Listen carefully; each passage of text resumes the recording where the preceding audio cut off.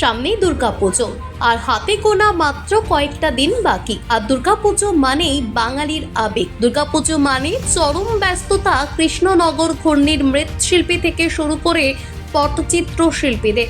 দুর্গাপুজো উপলক্ষে প্রতি বছরের মতো এবছরও পটচিত্র তৈরিতে ব্যস্ত নদিয়ার কৃষ্ণনগর ঘূর্ণি তরুণ সংঘ সংলগ্ন বক্সিপাড়ার বাসিন্দা পেশায় পটচিত্র শিল্পী রেবা পাল। কিন্তু কলকাতার আর্জিকরে ঘটে যাওয়া যে নির্মমতম ঘটনা, সেই ঘটনার পরিপ্রেক্ষিতে আগের থেকে এবছর অনেকটাই কমেছে দুর্গাপুজোর বরাত। আর এবারে বরাত কমেছে মৃৎশিল্পীদের প্রতিমা তৈরি থেকে শুরু করে পটচিত্র শিল্পীদের বরাত।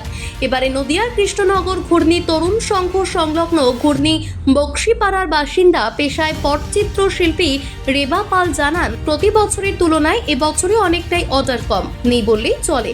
তার মধ্যে তিনি আরও একটি কথা তুলে ধরেন যে কলকাতা আর্জিকর কাণ্ডে ঘটে যাওয়া নির্মমতম ঘটনার কারণে এবছরে যেমন অর্ডার কম তেমনই কাজ নেই বললেই চলে।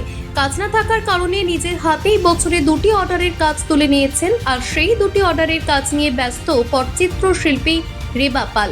তিনি জানান, 50 বছর এই পটচিত্রের সঙ্গে যুক্ত। একটি ছোট্ট চিলেকোঠার ঘরে নিজের স্বামীর হাত ধরে শিখেছিলেন। স্বামী মারা যাওয়ায় সংসার চালানোর কারণে নিজের হাতেই তুলেছেন রং এবং তুলি।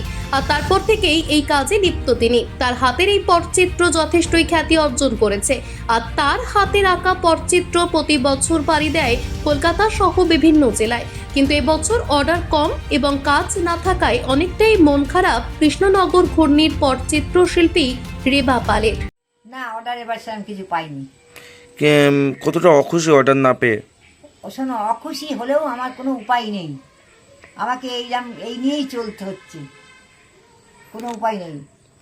কীভাবে পেঁয়াজ পেয়েছি, প্রথম পেয়েছি দিদি নম্বর 1, তারপরে পেয়েছি এশিয়ান পেন্ট, তারপরে পেয়েছি কালীঘাট, তারপরে আমাদের কৃষ্ণনগরে পৌরসভা, তারপর টাউন হল মাঠ, অরবিন্দ স্কুল, আরও 2-4 জায়গায়, তারপর আমাদের কৃষ্ণনগর তরুণ সংঘ, এরাও আমাকে সম্মান দিয়েছে।